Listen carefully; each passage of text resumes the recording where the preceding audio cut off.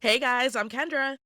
Hi, everyone. I'm Mercedes, and this week we're talking about the ultimate bridesmaid in 27 dresses. The best movie ever. But of Woo! course, it is. We have to kick it off with our celebrity crush of the week. Who are you crushing on this week? Okay, so Brockhampton had their final show as a group on Saturday at Coachella weekend too. So all 13 of them are my crushes of the week because I love them and I send love to all my boy bands out there. I I know. adore them. Mercedes, I swear you teach me so much. I heard of Brockhampton, did not know that Yeah. was a group, thought it was a one person type of thing. It Yeah. The joke is like, who's Brock? But I love that. Okay, so I just got back from a wedding in Atlanta, and I'm also currently watching season 3 of the TV show Atlanta. Ooh. And so the whole time I was over there, I was just thinking about the show. So I would say my crush of the week is Chris Davis, who plays Tracy in Atlanta, because I think he's hilarious. And I also met him in real life at a tattoo parlor of all places. Oh my gosh, that's so Yeah. cool. Yeah, and he asked me, like, how I recognized him, and I was just like, I he has one of those faces because he was wearing a mask, and also too, I am such a celebrity magnet, I can spot if there's a celebrity within, like, a 20-foot perimeter, like, I will sniff you out. Real recognizes real, so Exactly, that's no, why. he literally had a mask, like, covering his whole face, and he was like, "How'd you recognize?" I was just like, "I just do, it's just your presence, it's your aura, man." It's your aura. Yes. I love that.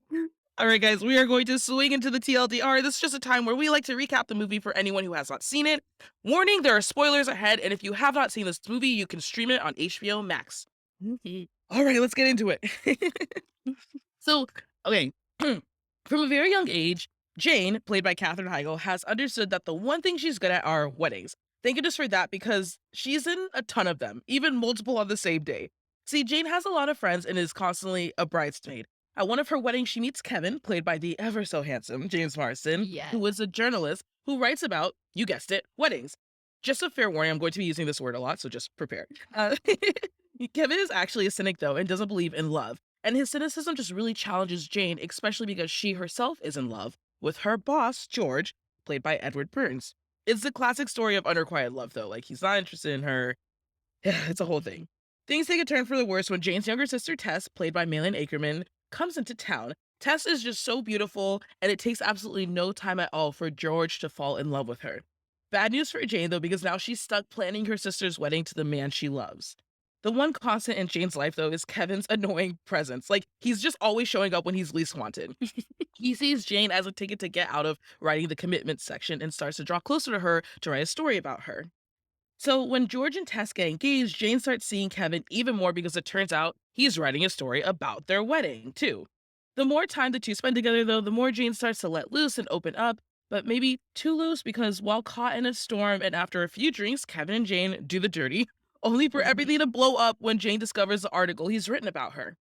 As if it wasn't already an uphill battle, Jane discovers that her sister Tess has completely ruined their mother's coveted wedding dress.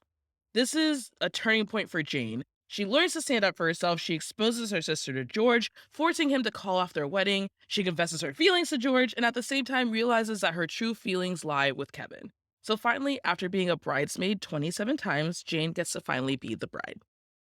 This Yay. yay. This is a 2008 film written by Alan Brosh McKenna, who created the show Crazy Ex-Girlfriend that I never watched, but like was such a huge thing. Like I I feel like love it. I yeah, love it. I feel like everyone watched it. She also wrote the 2014 version of Annie, and get this, she wrote The Devil Wears Prada. Like arguably one of Iconic. the best movies, period. Just like Yeah. Can you period. imagine having that on your resume? Oh my Yeah. god. Seriously, I would flex that all the time. I think it's one of her best works to date. This movie is directed by Anne Fletcher, who also did Step Up. Oh, Oh, I don't yes. want to. We love Step Up. I know. She also directed The Proposal and The Guilt Trip. So there's a lot to unpack in this movie, and I feel like there's a lot of fun Yeah. industry facts. So I know you got some for me, Mercedes. What do you got? Oh my god, I got a few. So my first one is the writer Brosh McKenna, Aline Brosh McKenna had Mhm. a different plan for this movie altogether. She really wanted an ending where Jane is alone. And she really didn't want the romance to be a factor at all in this. She Mhm. wanted Jane to just have like a self-actualization journey and really like learn how to tell people no and like really no longer be a people pleaser. But, in the early 2000s, the studios were like, "No, this needs to be a conventional Yeah. rom-com." Yeah. So, we need that. Like, she really described this movie as an and a man model, which is just that, like, the romance takes the back seat. Like, it's not priority compared to Jane's, like, personal journey, which Mhm. I think is really cool. Yeah, absolutely. I think it's really interesting that the wardrobe department of this movie had such a hard time designing bridesmaid Oh dresses my for god, yeah. Katherine Heigl because of her figure, just everything looked good on her. And Of so course. they just like I know what an amazing problem to have, but they were just I like really know. struggling. So they kind of made like the dresses more ugly rather than like making the way that it worked on Katherine Heigl Yeah. look ugly. So I just thought that was so funny. Like Yeah, they were it's a some big of them were challenge. crazy. Mhm. What was your Like, favorite one? Did you have a favorite oh my Bridesmaid? god, I think my favorite one is, like, the Gone with the Wind one. I was like, "Who is having this as a theme at their wedding?" I know. That's fine. I like the LA With wedding one. That was so with the very short oh, dress. yes, the short Yeah, one. because I saw that before I started living in LA, and I was like, "Wait, I don't get it." I get it now. I love that. Yeah. And Jane's character was actually inspired by one of McKenna's friends, who was a bridesmaid at 12 different weddings. Oh, no. I Oh, know, can you believe? I mean, I love my friends, but actually, like, I don't know if I can do weddings anymore, Mercedes. I'm Like, as a guest or, like, as a bridesmaid? just, like, just as a guest even, like There's so much money, even there's just to be a guest. so much money, and I'm, like, looking at my bank account, and I'm like, "How is it that all of my money is going towards other people, none of it towards me?" Oh my gosh, that's totally yeah, Jane was probably having that same Yeah, revelation. and she had, like, a nice apartment too, and I was like, "How are you affording this and Uh, going to all of these" oh my when her sister's like, this is tiny, this is cute." I'm like, "How Mhm. dare you call that apartment tiny? Look at all her closet space." Seriously. Okay, speaking of her sister, so Katherine Heigl is actually a few months younger than Malin Akerman, who plays her little sister, and I thought that was Oh, interesting. I didn't know. Yeah, yeah, yeah, they're I love when that happens. That's so it's nice. funny. I feel like it makes Um, the chemistry between the 2 a lot more authentic almost, because it's like I feel like it's because they're not the age difference isn't actually there. You yeah, really have to rely on your skill of acting. they're really playing it up, yeah. Yeah. Exactly. And what's so interesting to me about this movie is that it really aligns it came out in 2008, and it really aligns with this time where Katherine Heigl was honestly getting blacklisted in Hollywood and getting a lot of flack in the press for discussing really important topics like pay equity and Mhm, sexism, but mhm. in 2008, people didn't wanna hear it, and she was labeled as difficult. So I just think it's a really good juxtaposition with this movie where Jane is learning how to say no and speak for herself, and Katherine Heigl was also being shamed for speaking up for herself. Yeah. And it's just so like to have a movie with this message of being like, no, take up space and like have your voice be Mhm. heard, and then for her to be getting flack at the same time, it speaks volumes on its own. Yeah. Mercedes, I've been thinking about this a lot because I actually met Katherine Heigl. She came in at one of my old jobs to pitch a show Oh, with wow. her mother, and she couldn't have been lovelier. She was so nice, just like very appreciative, very complimentary. Like she was great. And I wonder if it's time for us as an industry to formally apologize to her because she did get blacklisted for talking about things that Yeah. we're talking about now. And it's like she was 100% right. Like even Ellen Pompeo came out recently and said that she was 100% right about everything. So, Good, I'm glad people are finally, like, voicing it. yeah. I mean, you're right, she deserves so much more recognition because she was trying to have these conversations years before they were actually becoming mainstream. Mhm, exactly, exactly. Alright, guys, we're gonna move over into time capsule. We just like to recall where we were, what we were doing at the time that this movie came out. So, I feel like I have the worst memory in the world because I never remember where I was what I was doing when I saw a movie for the first time, unless it was, like, in theaters. So Yeah. here's a fun fact about me. I've actually kept every single movie ticket since 2003. What? My very first one was Drumline, and So good. yeah, and literally every single time I went into the theater and had to get, like, a physical ticket, I've kept it. So I have, like, That's 100. I amazing. don't even know how many I have. But, I don't remember where I was when I first saw this movie, but I do remember where I was when I met James Marsden. Yes, tell us, I tell know us. I know. Okay, so when I first moved out to LA, this oh gosh, it was, like, literally right as I moved out here because I remember not I went to this bar called Rock and Riley's in West Hollywood, and it was so fun, and everyone would always go there, and I wasn't dressed like the cutest, but that's because I, like, didn't have any clothes. I had just got out of college, Right, I, like, had no clothes. exactly. So, I'm leaving I go outside of Rock and Riley's, and James Marsden is there with a friend leaning on a freaking parking meter and just, like, talking with his friend. Like, and there were so many people outside and no one said anything. I walked right up to him, like, beeline right up to him, and I was just like, "James, you're" like, I'm very good around celebrities, like, I don't get starstruck. I mean, I get starstruck by myself, like, in the moment. I don't get starstruck, I just go up and I'm like, "Listen, you're an excellent actor, thank you so much for your work," like, things like that.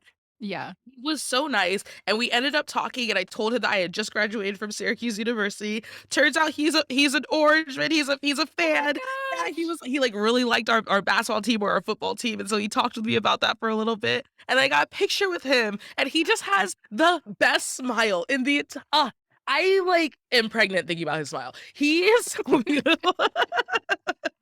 He has the best smile in the entire world, and I'm just thinking about how he literally put his arm around me and, ugh, Oh all of my my wildest fantasies gosh, came true what that a night. memory. Like, that smile is so captivating on screen, so I can't even Yeah, imagine in person and, like, yeah. up close. Wow, wow, wow. Ugh, I love that you've met both of the stars of this movie, and they've both been awesome. I Like, that know, makes me feel so happy. I know. You know, I will say it's very rare that I have a bad, like, interaction with a celebrity. I have had Mhm. them, but it's very rare, so I'm grateful Yeah. for that. I don't know if that's just me as a person, but or the capacity that I'm meeting them in because it's usually through work, and so they're more professional or Okay. whatever, so, yeah, it's a thing. I met this cast. Got me I Judy Greer love and that Malin Nickerman, story. though.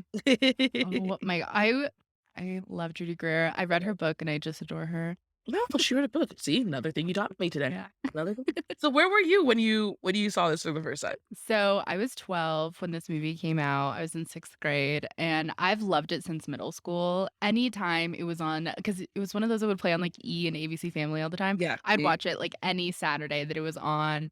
I love it. And it also came out like a year after Hairspray came out. So just Mhm. James Marsden's impact on preteen me.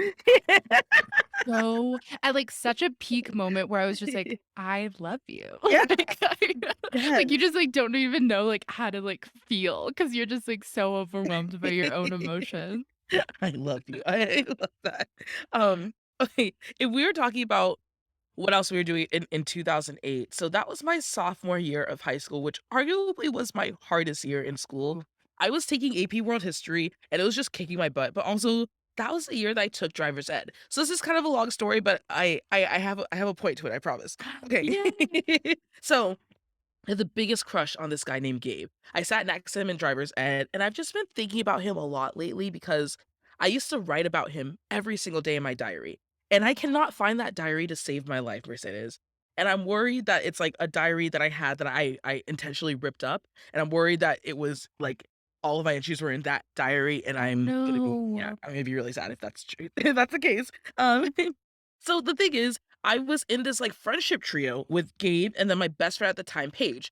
Now, Mm, I thought that Gabe liked Paige because literally every person breathing liked Paige. She was one of those girls, just beautiful, like, she was really cool, yeah. and everyone liked her. And so we hung out a lot, and I thought that was just kinda always the case, that he liked her. But then, like, as Mm. I think about it, he used to text me good morning every single morning. And I Aw. remember telling him to stop because, like, 1, it would wake me up. Like, he'd text me at, like, 6 in the morning. I'd be like, "I'm not awake yet." And then 2, like, I didn't wanna, like, get in the way of him and Paige. Like, I don't think Paige liked him back, but I don't know why I felt like I just didn't wanna get in the way. And so, I just I reconnected with Paige a few years ago, and I was just like, "Do you remember Gabe? Do you remember, like, that whole thing and, like, all of us, like, hanging out and stuff like that?" She's like, "Oh, yeah, Gabe liked you so much." And I was like, Oh "Wait, my what?" god. I was like, "Wait, he did?" I've always been so bad at understanding if someone is flirting with me, like, I just don't, because I think, people are just naturally nice to me because I feel like I'm a nice Because 'cause you're person, so, so like, you nice. kinda Yeah. Thank you, like, you attract what you are. So people are always just like very nice to you, but it's never because they're interested in me. And I just feel like I wonder if that's like something that I missed out on because I was just misreading the signs. Anyways, Gabe is now like a photojournalist, and he like lives in Greece, Oh, and he works with refugees, and I would just love to reconnect with him because he has aged so well. Like he still looks so handsome. And Gabe, it is time. Hit yeah. Kendra up. Oh my god, this would be the story of the Yeah, century. he's still a very attractive man. And I tried to shoot my shot like 3 or 4 years ago on Facebook, and he like replied once and then like ghosted me. So, Gabe Green, if you are listening to this, please hit me up, Amazing. slide in my DMs.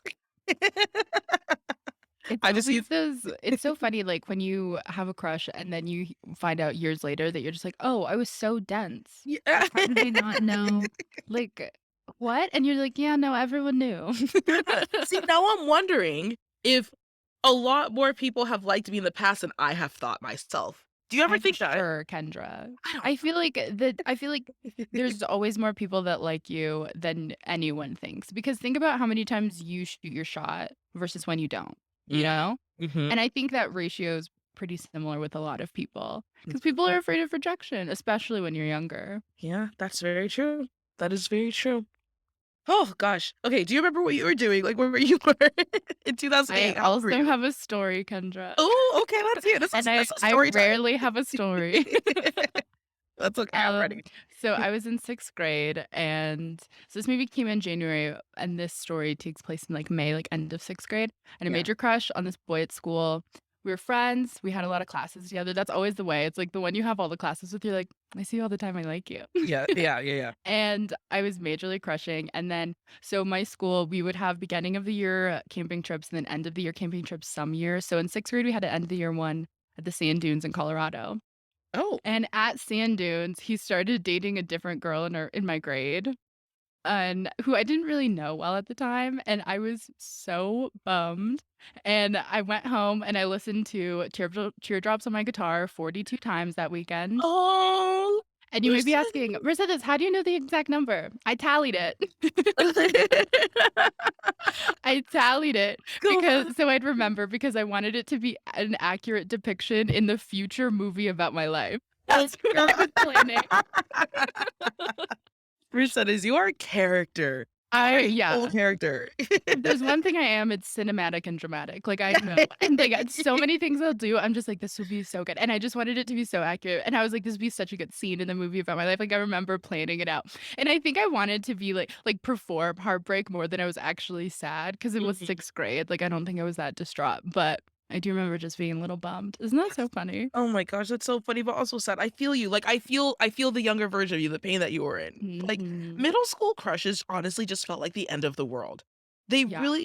They really did. And I don't know what gravity or things that we went through at that time that made us feel that way, but they just really did feel that way. It's just feeling things for the first time at that Yeah. capacity that you're just like, "I don't know what to do," and then you're dealing with, like, puberty, so then all these emotions and hormones are happening, and you're like, "I Mhm. can't communicate anything." Like, I don't Yeah. have the language for this. Yes, exactly. Oh, that is so true. Oh, gosh. All right, guys, we're gonna move over into the Rom-Com Hall of Fame. But of course, Mercedes, we gotta roast this movie because this is 2008. So obviously there are some things Yes. that don't age well. And I have a big one. Yes. The entire character of Tess, Mhm. her entire just existence. She is such a pick me girl and a narcissist. I'm just gonna say that. Yeah.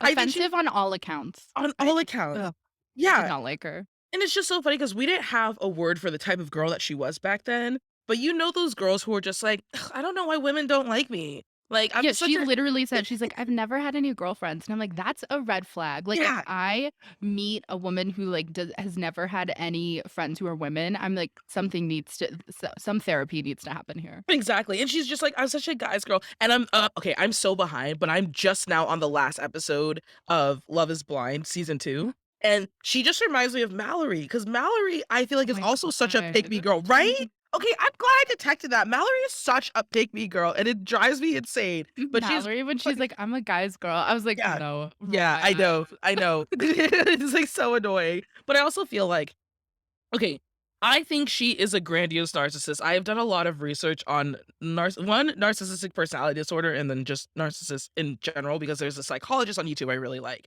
But there are 4 types of narcissists, and the grandiose is the most type. I just feel like one of the character traits of a grandiose narcissist is they cannot take responsibility. And that is literally one of Jane's lines to Tess. She's just like, "You cannot take responsibility for anything." And I was like, "Yeah, Yeah. that's 100% right. She can't."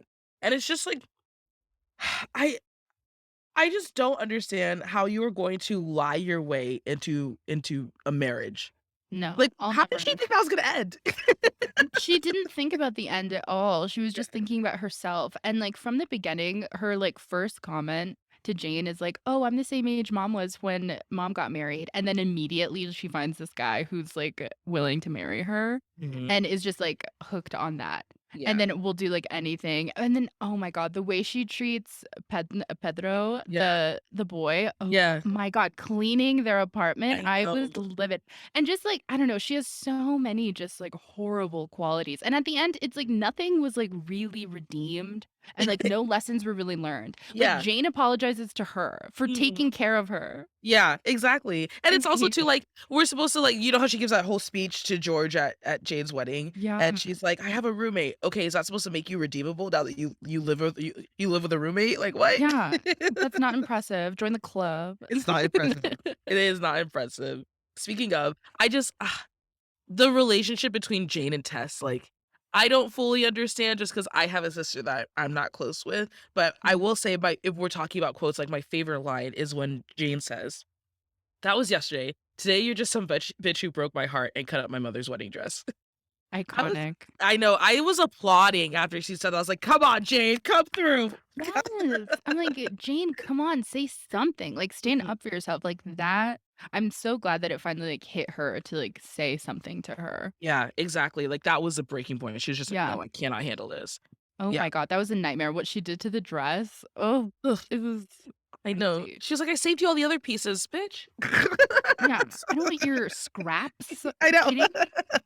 So annoying. Right. What was your favorite quote, Mercedes? My favorite quote was after the spectacular Benny and the Jets scene, which is by far the best scene in the movie. Oh, yeah. Um, when James Marsden looks up at Katherine Heigl, smiles that squinty-eyed smile, helps her down from the bar, looks her in the eyes, and is like, "I cried like a baby at the Keller wedding." And you're like, my heart stopped. I was like, "I wasn't even at the Keller wedding. I cried too." I love that. I love that. Alright, so Mercedes, if this movie popped up on your Tinder feed, would you swipe left or would you swipe right? I'd swipe right because I'm Mhm. forever in love with James Marsden, and the chemistry during the Benny and the Jet scene is just so good. And I Mm. think that's what makes this movie so special is just their chemistry, really. And plus, Judy Greer is BFFing the hell out of this movie. Like Yes. she knows her job and she does Yeah. it so well. You understood And the assignment. exactly. And what I really do appreciate about this movie is that it's really about Jane growing and learning how to be herself without self-sacrificing and going above and beyond for people who probably wouldn't do the same for her. Like the romance comes second, but it's still really beautiful and it Yeah. feels like it makes sense. There's some parts of it that I'm like, okay.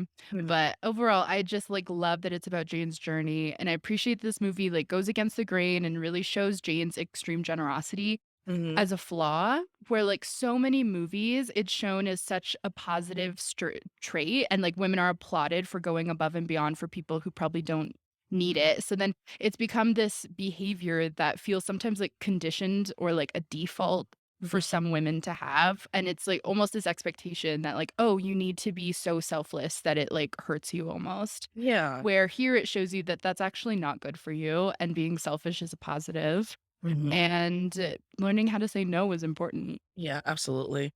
You know, when I think about this movie, I love this movie, and how I quantify, like, a good rom-com is one that you could just throw on a Friday night or really any night of the week, and it just gives you, like, a good feeling, and I definitely get Yeah. this from that movie, but if we're talking about specific moments that I look for in rom-coms, I do think this movie doesn't necessarily hit them for me, and I'll explain why.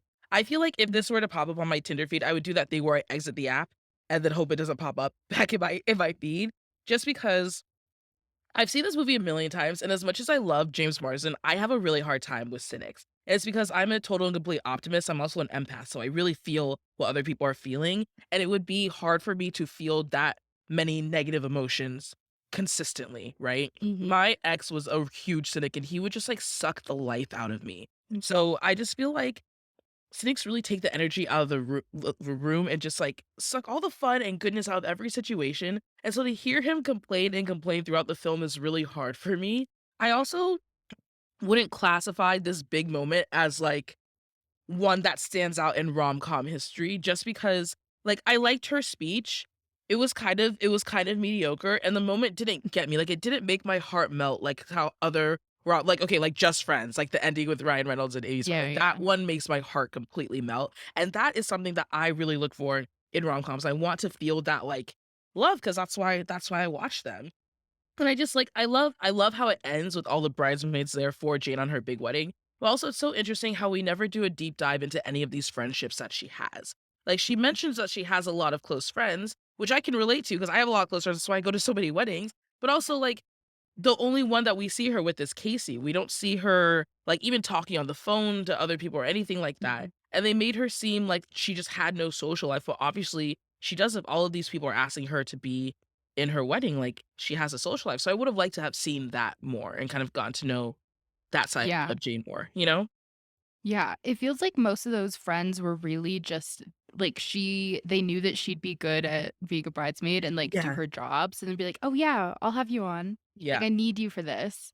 And then she clung to the feeling of being needed Mhm. so much. And I mean, like I think we can all relate to that to a certain extent, Yeah. but it's almost like manic the way like she like needs that. And like she's, like, driven through, like, being like of people being like, "Thanks, Jane. Thanks, Jane." And that's just Yeah. great. Like, I would be exhausted if I'd I be lived her absolutely life. exhausted. I could not do it. I could not do Yeah. it. Oh gosh, speaking of things we can't do, we're gonna move over to couples therapy, guys. We just like to give dating advice Mhm. for anyone, for the characters, just on how they can improve their relationship because Mercedes and I are experts at that. Um, Yeah, haven't so you heard? I know, seriously. I just feel like Jane, as we all know, she just needs a backbone. I've been going, like I said, I've been going to a lot of weddings recently because all of my friends are getting married. And again, it's killing my bank account. But I feel like more of my money needs to go towards me and not other people. I'm glad she stood up for herself in the end, but I really hope that continues. Like, I also need Jane to stop hiding her wants and desires behind other people. Like, she used weddings as a distraction. And when her and Kevin started having, like, I feel like when her and Kevin started having problems in their marriage, I don't want her to look for things as a distraction. I hope they learn how to communicate. I hope they move past like passive aggressiveness and they're able to actually verbalize what it is that they need and want because communication, I feel like if we could add percentages to what makes a relationship important, like communication is what like absolutely over 50% of what makes a healthy relationship. So I just really hope that they learn how to I just really hope they learn how to communicate properly before it's too late. I also feel like okay, I'm sorry that I quote Dermot Kennedy so many times on this podcast, but he writes the most beautiful lyrics, but I always use this one.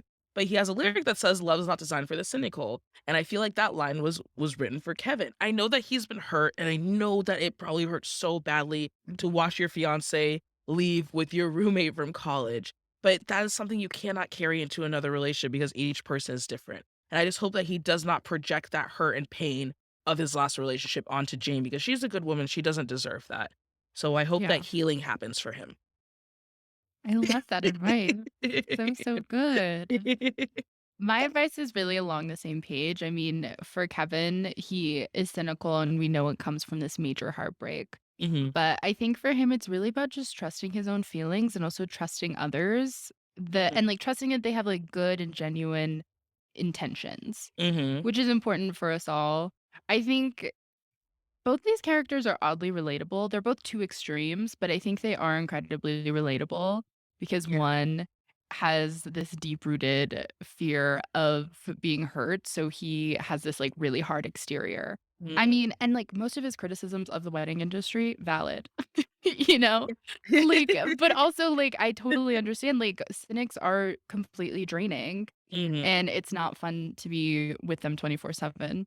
Not And at all. then Jane, on the other hand, I think she's really relatable to a lot of specifically women because she's the very extreme example of self-sacrifice and, like, toxic selflessness, Mm, and that's never good. So she just really needs to continue to take up space for herself mm, and stopping the extreme caretaking behavior because for she needs to stop that so she can evolve, like, there's no growing if you're constantly focused on the people around you, and that doesn't mean you stop caring. That means that in order to care for them in a better way, you have to care for yourself as well. yeah, Like, you have to make yourself a priority in order to, like, really treat the people that you care about well. And she's just so closed off and, like, doesn't vocalize her needs or her frustrations for so long because she expects the same r in return, like, the same behavior back. But the harsh truth is that most people aren't gonna return your selfless favors, yeah, and, at least to the same degree that you would, mhm, and you can't blame them for that either because you've made it so they don't feel the need to. yeah, So when you're not putting those boundaries up and putting any expectations out there for the close relationships in your life, romantic, platonic, familial, anything, mhm, then people are really just going to use you cuz and it's not really their intention either. It's not like most people are there to like really suck the life out of you, but if you're giving them everything, then they think that that's your capacity to give. yeah. That was so good, Mercedes. You had a lot of good points in there. I wanna ask you, when you think about what makes a good friend, what qualities come to mind? Ooh, I think a good listener, someone who's honest, but not someone who uses honesty as their default to like be cruel. You know, those people who are like, I'm just honest. And Yeah, you're like, I actually, you're just rude. yeah.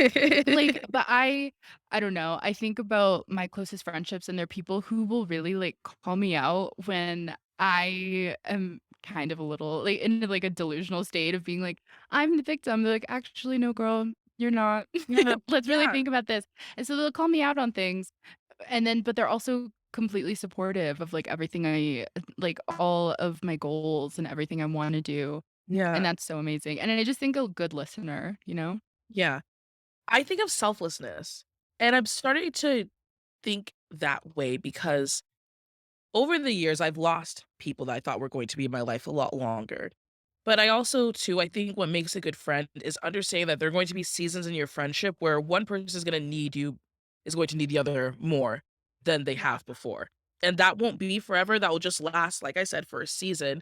But it's the ability to be there and to have the capacity to be there for that person and not have this like tit for tat relationship. I think I'm experiencing that now in a friendship and it's just really hurting me. Like it's just it It's exhausting when yeah, it feels like, in order to get anything back, you have to give so much, exactly. and it shouldn't be like that, and I think also a huge important like, aspect of friendship is recognizing that these things evolve, Mhm. and it, like, ebbs and flows, like, there's this visual online where it shows like the shapes of different relationships, like the wavelengths, and friends, it's like this wave of like coming together at certain points and then spreading apart. And I think of that with like all my closest friends. Like we have had moments where like we're really not talking that often. And it doesn't mean I don't care for them any less. It Mhm. just means like we have separate lives that are happening. And I think that's a huge part of friendships. I think when we're younger, we think, "Oh, you're my best friend. We have to do everything together. We're inseparable." And you realize, like, you understand codependency on a different level once you're growing up and you're like, "Oh, no, like, this is gonna ebb and flow just like any healthy relationship should." Yeah, as all healthy relationships too should. And I feel like Mhm. all healthy relationships too also demonstrate your partner's like love language. So if we're thinking about Mhm. love language in this movie, I feel like I remember mentioning this last week. We always need a character whose love language is acts of service because it helps keep the narrative moving forward. But I also feel like people who give so much of themselves need that effort and support in return. So I would say that Jane gives acts of service, but she also needs it as well. So there's a line that Kevin has where he says that she deserves to be taken care of. I And love that line. I love that line, and Mercedes, let me tell you, I, like, broke down this time around. Like, I've seen this movie a million times, but when he said that, I broke down because I'm just, like, really feeling that. I feel like I have been so strong and independent for so long that I'm exhausted. Like, I want to be gentle and, like, calm and in companionship for a little bit, you know? I don't Mhm. always wanna be strong and independent because that's hard. Like, I Yeah, I kinda want someone to take care of me right now in my life, and so I exactly. yeah, And it that hit me strength and different. independence doesn't go anywhere. It just Mhm, means that you have other people to rely on when you already have these traits, mhm. you know? Yeah, exactly. And yeah, it's totally exhausting to be in that position. Mhm, And I love that Kevin like really sees her and sees her selflessness as a flaw too. Like he's the one who really points it out to her, being like, this isn't healthy for you, where other people really use it to their advantage. mhm, And the only two people who really call her out on that are her best friend and Kevin. mhm. And that's how you know you have a good friend. And that's how you know you have You a have a good good partner. guy. Yeah. Exactly. No, I would say Kevin gives quality time 100%, but Mhm. needs words of affirmation. I feel like he's always liked being around Jane, that's why he's always showing up where she is, and Yeah. with cynics, sometimes they need to hear those words like, "I love you, I care about you, I'm not going anywhere," but they also need to see actions behind those words. So they need a lot of reassurance, so I think Kevin needs words of affirmation and acts of service as well. So That's so interesting because I flipped it because I was like, he obviously gives words of affirmation. Like she fell for him on paper because he's a writer. mm, You know, like she was already swooning for him long before they met. And I think the fact that he is so good with his words and really like can tell her tough stuff, and calls her out on her behavior. And she does the same for him. But I think she just needs that because it means that he really sees her and he's mhm, really pointing it out to her, and I think no one ever does that. People just let her go and they're like, "Okay, bye." mhm, Um, so that's what I really like about them, like and then I think he needs quality time because the more that they spend time together, the more he's hanging out, he definitely gets way more comfortable. Like when they're trying on dresses and mhm, she's really starting to open up and you can tell that that's something that hasn't happened to her in a while. You mhm. can tell he pulls back because he's getting so comfortable with this woman who essentially he's using at this point in the story for his own journalistic goals, but, yeah, I think he's almost a little scared of how comfortable he is with her through quality time. Yeah, absolutely. Do you feel like this couple lasts in 5 years? What do you think? I think they do, they balance each other out so well, they have great Yeah. chemistry, that's something that's important in any rom-com leads. Mhm, And Kevin really sees Jane's self-sacrificing as an unhealthy trait and helps her realize that it's not okay and practices that with her. And I think that's just so important because he's not interested in her because of what she'll do for him, but it's because mhm, of who she is. And he helps her show her selflessness, how her selfishness can be beneficial. mhm. And I think she also shows him another side to, I don't know, just the opposite of cynicism, which I don't think he had ever had to confront before. Because Yeah, his guy friends weren't ever gonna do that for him. yeah. I agree with you 100%, and all I will add to that is if they can remain honest in their feelings for each other, I would say yes, they can Yeah. last in 5 years, but that's all they need. Mhm. That's all they need. Alright, guys, heartthrob, heartthrob, heartthrob. Yes. I love okay, this is one of my favorite sections because I love hearing from you, Mercedes. Who of this cast would you take home and introduce to your friends and family? Hello, Kevin. I love Kevin Doyle. He's a writer. He's charming. He's Mhm. grouchy, which I love. I love a grouchy boy. And he's hot. Yeah. And Jane is so right when she calls him sexy, when she's like listing all his annoying qualities, and she's just like, and then you're just so sexy. And he's like, Yeah. yeah. And I'm like, Just yes, call me you sexy. are. No lies detected there. Yeah. You know, I gotta switch it up on you, Mercedes, as I do. God. I'm taking George home in in a heartbeat. In a heartbeat. He's not my type at all. I'm not about this vegan vegetarian life. I'm not Yeah. outdoorsy. I do love pets, but Edward Burns is so sexy to me. His voice is I don't it's like that kind of like raspiness about it. Mhm. I just love it. I want him to just talk and, like, read stories to me and just, like, whisper in my ear all the time, but also he's aging like fine wine. He has aged so well, so Um, That is gnarly to me because I have 0, probably -% attraction to this man. I'm so sorry, Edward Burns, but you are oh not it for god. me. So this is shocking to Oh me. my gosh. But I love his character. He's so sweet. I don't like how he literally fell in love with someone he doesn't even know, but that's kind of a red flag. But still. I Just don't like how he, I don't know, had to test out his chemistry with Jane at the end. Like, I was like, "We didn't need that scene of them in mm, the office," because he really does use her and was just like, "Oh, yeah, you're always there when I need you," and that's what clicks in her head of being like, "No, actually, I'm not. Bye." yeah. I'm glad Ugh, that she stood that up for herself bugs though and me. left. I know. Thank God. Okay. Marry, smooch, ghost, Mercedes. Who are you marrying? Who are you smooching? And who are you ghosting? I'm clearly marrying Kevin. I'm in love Clearly. with him. Clearly. Honestly, I think I'd smooch the taxi driver and then I'd ghost George. Mm. Whew. Okay, that's a tough one. This is okay. This is just going off of how Kevin acted for the majority of the movie. I'm going to marry George. I'm going to smooch Ziggy the taxi driver. I'm going to ghost Kevin. Oh I my know. god. Like I said, Mercedes, when I say that I can't do cynics, I will never interact with another cynic ever again if I could help it. I never want it's the way that you feel completely empty at the end of a conversation with a cynic. And I hate that feeling. It literally takes so much out of me. I don't know if I could do it with Kevin. I really don't. I feel like I don't know any true cynics because I've been Mm, trying to think about it through this. And even the way that they described Kevin, I was like, I don't think you're a cynic. I think you're mm, just hurt and you haven't yeah. been able to get over it because you won't go to therapy. Yeah, but like that's the whole thing is like how many people are unwilling to go to therapy and get help. If you'd like to meet a cynic, Mercedes, I'm happy to introduce you to my ex because you'll see what I'm saying. It's rough in those streets. Like all right, guys, before we wrap it up, we always love to bring in a pop culture moment. And I just think it's funny. I was reading about James Marsden, obviously, and I just think it's funny how people still come up to him talking about the notebook, which happened like 18 years ago, was it? Yeah, Tw 2004. 2004, and they're still going out to be like, "I'm team Lon." It's like, Oh. I know, right? Is that so You cute? know what's great? In this Mm. movie, he's finally the guy who gets the girl. And in, Yeah, like, Enchanted, he's not. In the Notebook, he's not. uh, Aw. well, we're happy for you, James Marsden. What do you have?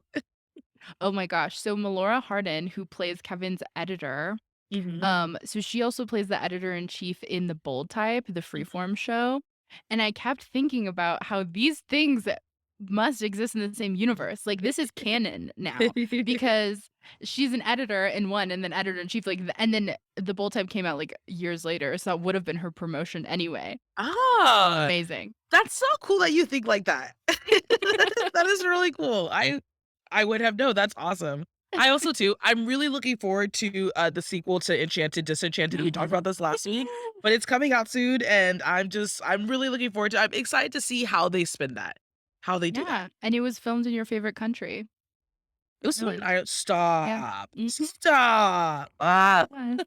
my whole heart just exploded. Thank you for that, Mercedes. But listeners, we want to hear from you. What did you guys think about 27 Dresses? Do you guys go to a lot of weddings? Are you happy that Jane finally developed a backbone? Do you like the fact that Kevin is a cynic? Make sure to slide into our DMs at Meet Cute. Again, I'm Kendra. You can find me on Instagram and TikTok at Ken10Hollywood. Yes, and I've been Mercedes. You can find me at MercedesGB11 on IG, Twitter, and TikTok. And if you're looking for new rom-coms, follow Meet Cute wherever you listen to podcasts and follow Meet Cute on socials everywhere. Bye, everybody. We'll see you next week.